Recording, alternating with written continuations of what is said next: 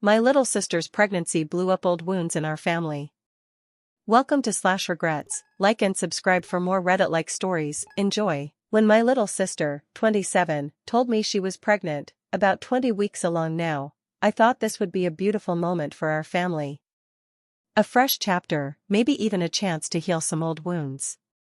But instead, it turned into a spotlight on every unresolved problem between my sister, me, our mother, and our grandmother. It started small. Our mom, 48, didn't seem as excited as I expected when my sister made the announcement. There was a polite smile, "That's great, honey," but no real warmth.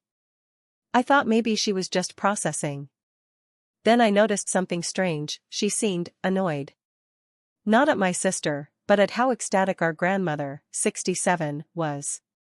Gram was over the moon, hugging my sister, crying happy tears, talking about knitting baby blankets. Mom sat there, stiff as a board, barely participating. A week later, Mom called me to vent.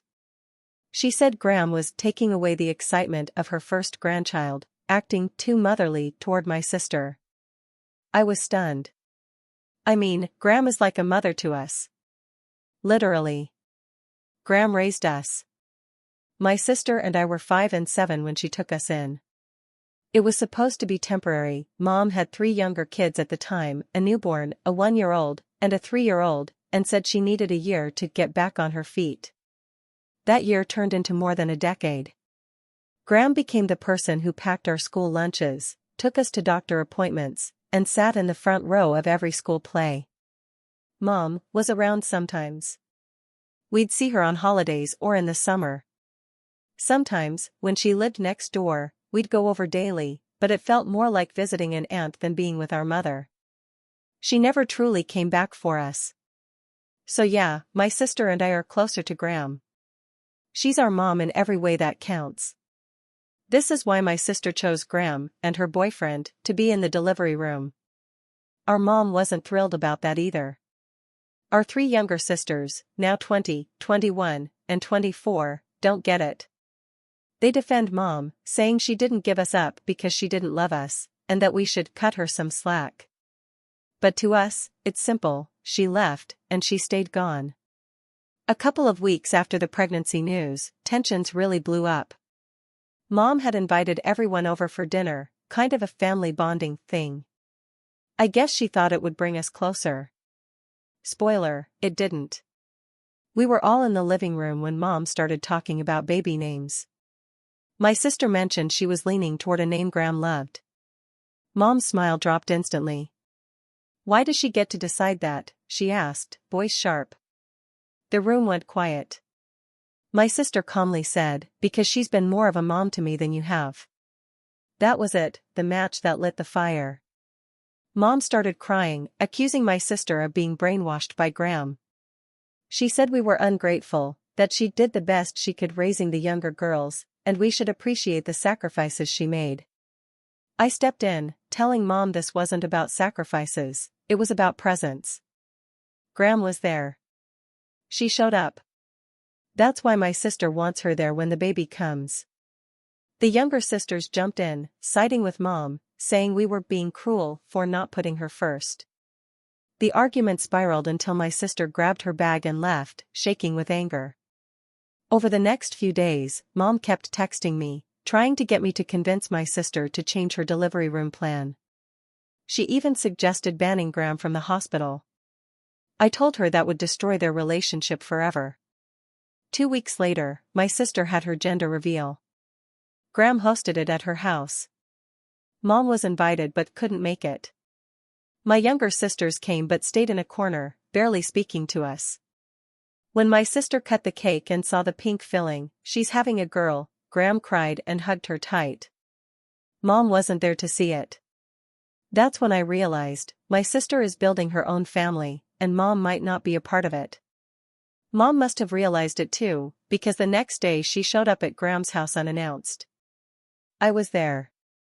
She came in all smiles, pretending nothing was wrong, but it didn't last.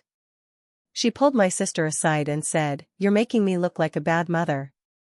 My sister replied, "You don't need my help for that." Brutal, but honest. Mom's voice cracked. She said she was scared my sister's baby would love Graham more than her. My sister, without missing a beat, said, "Then be there for her. Don't just visit on holidays." That conversation could have been a turning point, but instead Mom went back to sulking and badmouthing Graham to anyone who would listen. Fast forward to the week before my sister's due date. Mom tried one last time to convince her to let her be the only support person in the delivery room. My sister said no, firmly. The day of the birth, I was in the waiting room. Mom showed up late and was furious when she found out my sister was already in active labor, with Graham and the boyfriend by her side. She tried to get the nurses to let her in, saying she was the mother, but my sister had already given them strict instructions. Mom was denied entry. The baby was born healthy. Graham was the first to hold her after my sister. Mom had to wait until visiting hours. She was visibly upset, but kept it together for the baby. I thought maybe she'd use this as a fresh start, but instead she started making snide comments about how grandmas shouldn't act like mothers and that Graham was overstepping. It's been 3 months since the birth. Graham babysits often. Mom rarely visits, and when she does, she complains about Graham's involvement. My sister told me she's done trying. She's tired of feeling guilty for loving the woman who raised her. As for me, I've accepted that some family wounds never heal. Mom made her choices years ago, and we made ours. Graham is our mom. Maybe one day Mom will understand that love isn't a competition, it's about showing up. Until then, we'll keep building our family the way we always have, with Graham at the center. When I think about why Graham feels more like my mom, it's not just the years, it's the moments. Like the time in 3rd grade when I got pneumonia.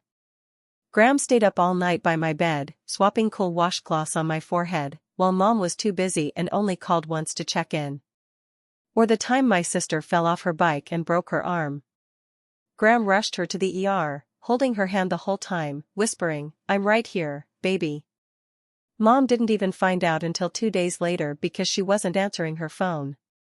We had birthdays with homemade cakes, decorations Graham made herself, and tiny presents she could barely afford on her fixed income. Mom sometimes showed up, sometimes didn't.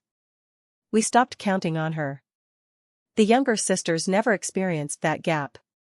Mom was there for them, and I think that's why they can't understand.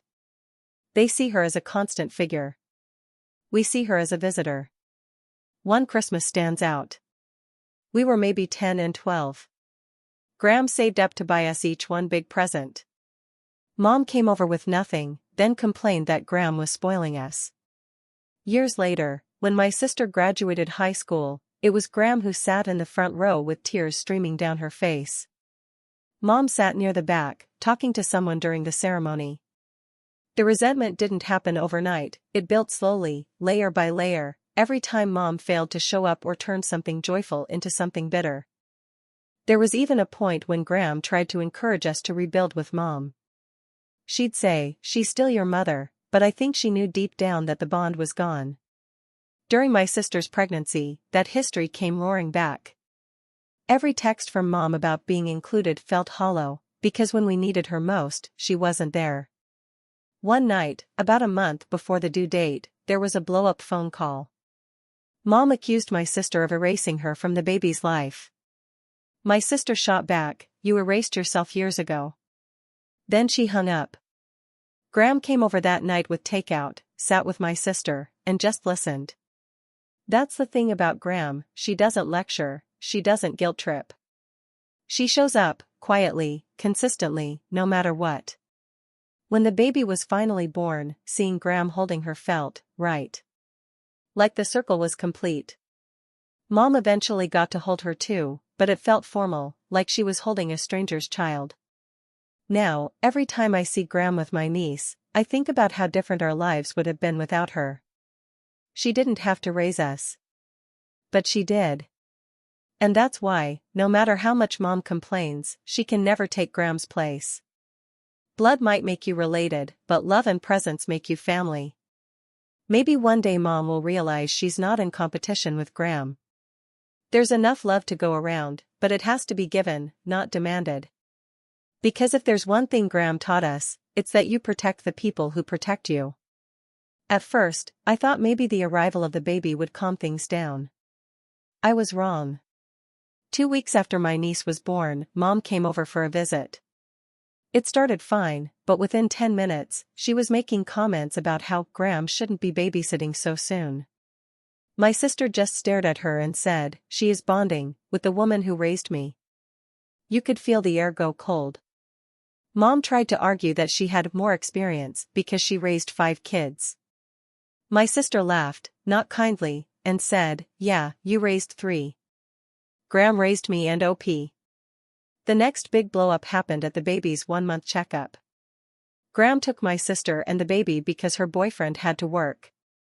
Mom ranted that she was excluded. She had been invited. She just didn't respond until 2 hours after the appointment. 2 months in, Mom started showing up unannounced. Once, she came over at 8:30 p.m., woke the baby, then complained my sister was too strict about routines. My sister set a boundary: visits had to be planned. Mom told everyone she was being cut off from her own grandchild. The younger sisters posted on Facebook about how some people forget who their real family is, clearly aimed at my sister. Thanksgiving was a disaster. My sister stayed at Graham's. Mom hosted her own gathering without inviting us.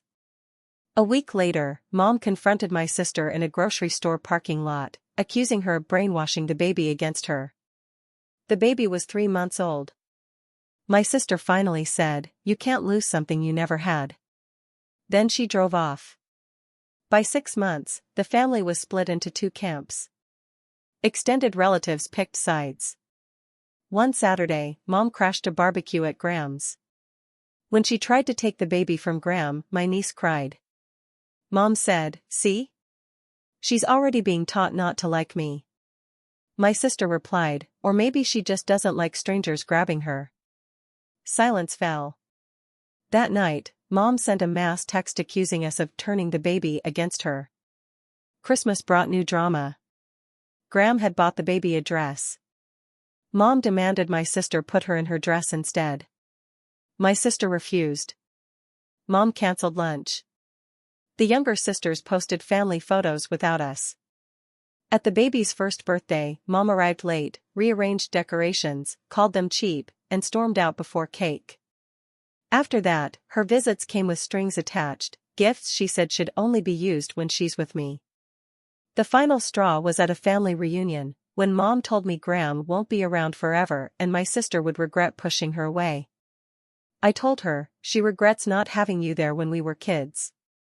Now, nearly 2 years later, my niece runs into Graham's arms every time. She knows who loves her. And maybe one day she'll know the full story. But for now, she has the kind of family we always wished for. So what you think? What would you have done? Remember to like and subscribe for more stories.